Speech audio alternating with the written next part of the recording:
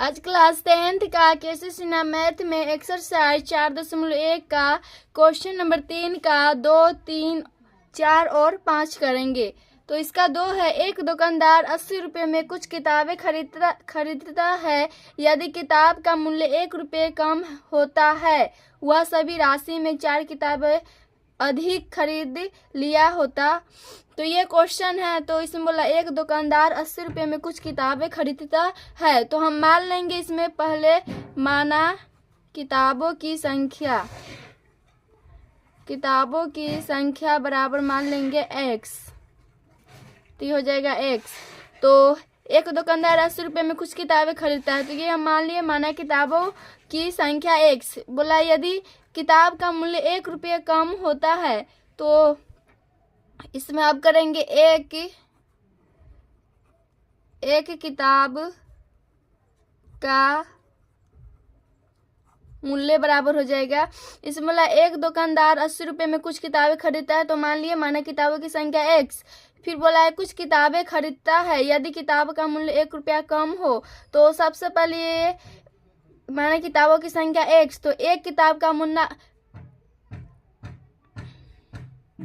अगर एक किताब का मूल्य निकालना चाहेंगे तो ये हो जाएगा, कुल है 80 रुपया, तो हो जाएगा 80 बट्टा x हो जाएगा। एक किताब का मूल्य हो जाएगा 80 बट्टा x।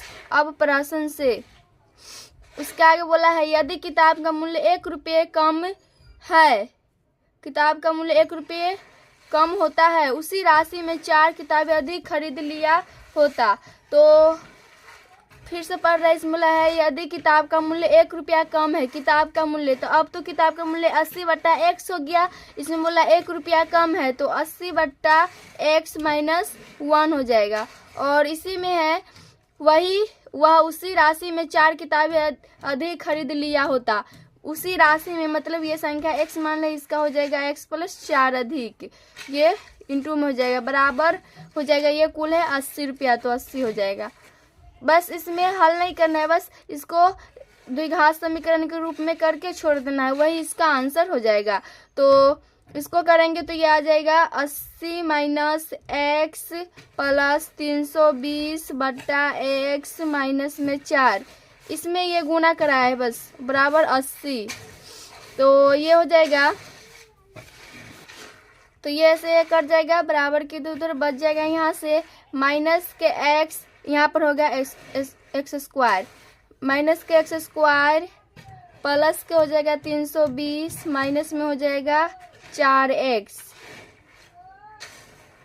सॉरी, ये x से होगा क्योंकि देखिए यहाँ पर एक मान के भिन्न के जोड़ किए, तो 80 माइनस x आएगा और बट्टा में x, तो इसके बट्टा में हम x कर दिए और ये x से मल्टीप्लाई कर दिए। तो सॉरी, ये x 4 से मल्टीप्लाई कर दिए, तो 8 को 32, 320 माइनस 4 एकम 4 हो जाएगा। और इसका वाला x इसके बट्टा में हम कर दिए, बराबर 80। तो ये से ये कट जाएगा, यहाँ से बच जाएगा x, यहाँ पर सिर्फ बचेगा। तो फिर इसको एक मान के भिन्न के जोड़ करेंगे तो ये आ जाएगा x स्क्वायर प्लस 320 माइनस, और यहाँ पर हो जाएगा 4x, बराबर में हो जाएगा 0। तो यहाँ से माइनस कॉमन लेंगे तो हो जाएगा x स्क्वायर, और ये माइनस के तो प्लस के 4x, और ये प्लस के तो माइनस में 320, बराबर 0। तो ये माइनस 0 में चला जाएगा, तो यहाँ से आ जाएगा x square plus 4x minus 320 बराबर 0।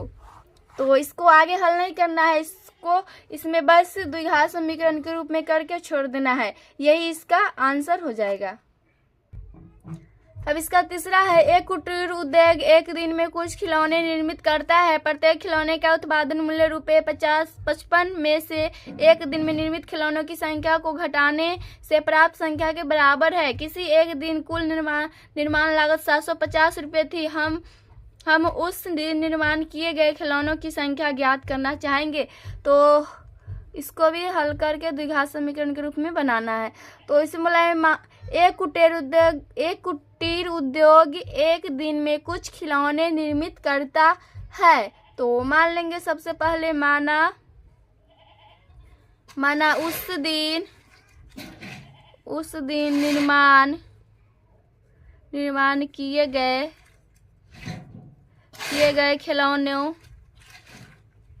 खिलौनों की संख्या बराबर हो जाएगा x रुपया मान लेंगे। फिर हो जाएगा तथा प्रत्येक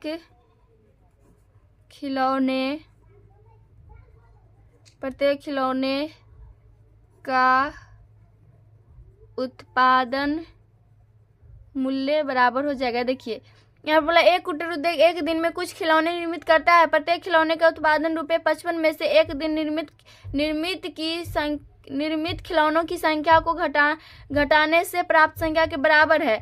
इसका मतलब ये माना उस दिन निर्मित किए गए खिलौनों की संख्या x है। इसमें बोला है 55 में से एक दिन में निर्मित खिलौनों की संख्या को घटाने से प्राप्त संख्या बराबर है, तो 55 माइनस x हो जाएगा। अब हो जाएगा कुल निर्माण लागत बराबर दिया हुआ है 750 रुपया। तो अब हो जाएगा प्रश्न से, तो फिर से पढ़ रहे हैं। एक कुटीर उद्योग एक दिन में कुछ खिलौने निर्मित करता है। प्रत्येक खिलौने का उत्पादन मूल्य 55 में से एक दिन में निर्मित खिलौनों की संख्या को घटाने से प्राप्त संख्या के बराबर है। मतलब हो जाएगा x गुने और बोला है 55 में से एक दिन में निर्मित खिलौनों की संख्या को घटाने से प्राप्त संख्या के बराबर है, तो ये हो जाएगा 55 माइनस x और इसका बराबर है 750 कुल निर्माण लागत। अब इसको हल करेंगे तो आ जाएगा ये 55x माइनस में x स्क्वायर बराबर आ जाएगा 750, तो माइनस के x स्क्वायर और ये प्लस के 55x बराबर 750 हो जाएगा। तो यहाँ से आ जाएगा इसमें माइनस x स्क्वायर प्लस के 55x और ये इधर लाएंगे तो माइनस के 750 बराबर 0। तो इसमें माइनस कॉमन ले लेंगे तो बचेगा x स्क्वायर माइनस के 55x और प्लस के 750 बराबर 0। तो ये माइनस 0 में चला जाएगा, यहाँ से आ जाएगा x square minus 55x plus 750 बराबर 0।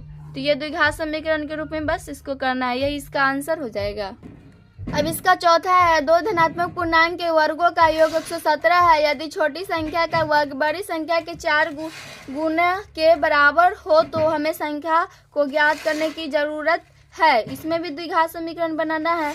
इसमें बोला दो धनात्मक पूर्णांक के वर्गों का योग 117 है। तो सबसे पहले हम मान लेंगे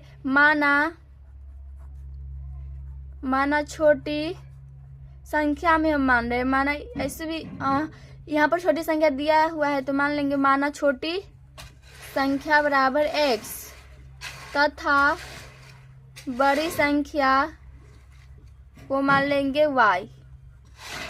तो दो धनात्मक पूर्णांकों के वर्गों का योग 117 है। इसका मतलब बोला है दो धनात्मक पूर्णांक के वर्गों का योग, दो धनात्मक पूर्णांक के वर्गों का योग। तो माने हम छोटी संख्या x और बड़ी संख्या y, तो इसका वर्ग बोला है, तो दो धनात्मक पूर्णांक के वर्गों का योग तो x स्क्वायर प्लस और इसका भी वर्ग हो जाएगा और बराबर में हो जाएगा 117। इसका मतलब ये हुआ। इसको समीकरण 1 मान लेंगे। उसके आगे यदि छोटी संख्या का वर्ग तो छोटी संख्या तो x है, तो फिर यहाँ पर लिख देंगे पुनः छोटी संख्या का वर्ग, तो छोटी संख्या x तो x स्क्वायर और छोटी संख्या का वर्ग बड़ी संख्या के 4 गुना के बराबर है। तो छोटी संख्या का वर्ग के बड़ी संख्या के 4 गुना के बराबर है। तो छोटी संख्या का वर्ग x स्क्वायर हो जाएगा बराबर है इसका बड़ी संख्या के 4 गुना, तो 4y। इसको समीकरण 2 मान लेंगे। अब x स्क्वायर का मान समीकरण 1 में रख देंगे। तो समीकरण 2 से मान समीकरण 1 में रखने पर तो x स्क्वायर की जगह पर 4y चला जाएगा, तो वहाँ हो जाएगा समीकरण 1 है x square plus y square plus 117, ये लिख लिए। तो x स्क्वायर की जगह पर 4y, तो 4y प्लस y स्क्वायर बराबर 117। तो इसको सीधा करेंगे तो y स्क्वायर प्लस 4y और इधर आएगा तो माइनस में 117 बराबर 0। तो यहाँ से ये आ जाएगा y स्क्वायर प्लस ये तो हो गया 4y माइनस के 117 बराबर 0। तो यही इसका आंसर हो जाएगा। इसमें बोला है इसको आगे हल नहीं करना है, बस इसको द्विघात समीकरण के रूप में करके छोड़ देना है। तो यही इसका आंसर हो जाएगा। अब इसका 5वां है जो कि 4.1 का लास्ट क्वेश्चन, ये 3 का 5 है। एक कपड़े के टुकड़े की कीमत 200 रुपये है। यदि कपड़े का टुकड़ा 5 मीटर अधिक लंबा होता और इसकी कीमत 2 रुपये कम होती तो टुकड़े की कीमत अपरिवर्तित रहती। तो हल कर रहे हैं। इसमें सबसे पहले मान लेंगे, माना कपड़े की लंबाई बराबर मान लेंगे x मीटर। तो कपड़े की लंबाई x मीटर बोला, एक कपड़े के टुकड़े की कीमत 200 रुपये है। तो अगर 1 मीटर को निकालेंगे तो लिख देंगे 1 मीटर कपड़े की लंबाई बराबर हो जाएगा, इसमें बोल रहा है एक कपड़े के टुकड़े की कीमत 200 रुपया है। तो अगर 1 मीटर कपड़े की लंबाई निकालना चाहेंगे तो हो जाएगा 200/x हो जाएगा। अब प्रश्न से उसके आगे है, यदि कपड़े का टुकड़ा 5 मीटर अधिक लंबा है तो कपड़े का टुकड़ा तो x मीटर, इसका बोला है 5 मीटर अधिक है तो x + 5 हो जाएगा। और उसके आगे है लंबा होता है और इसकी कीमत 2 रुपये कम होती है। इसकी कीमत मतलब 1 मीटर कपड़े की लंबाई जो है उसका 2 रुपये कम होती है, मीटर नहीं होगा रुपये होगा, 2 रुपये कम होती है। तो ये हो जाएगा 200/x और इसमें से -2 घट जाएगा। और तो टुकड़े की कीमत अपरिवर्तित रहता है, मतलब अपरिवर्तित मतलब जो कि टुकड़े का कीमत ये दिया हुआ है 200 रुपया, ये अपरिवर्तित रहेगा, मतलब बराबर हो जाएगा 200। अब उसी तरह इसको भी हल करेंगे तो ये आ जाएगा 200 - 2x, इसको भिन्न के जोड़ करेंगे एक मान के तो ये आ जाएगा, बट्टा में हो जाएगा x × x + 5 बराबर हो जाएगा 200। तो हम ये x को इसके बट्टा में कर रहे हैं तो 200 - 2x प्लस और ये 5 को इससे मल्टीप्लाई कर रहे हैं तो यहाँ से आ जाएगा 2 × 5 = 10, 1000 और ये x इसके बट्टा में कर तो बट्टा x और माइनस में हो जाएगा ये 5 दूना 10x।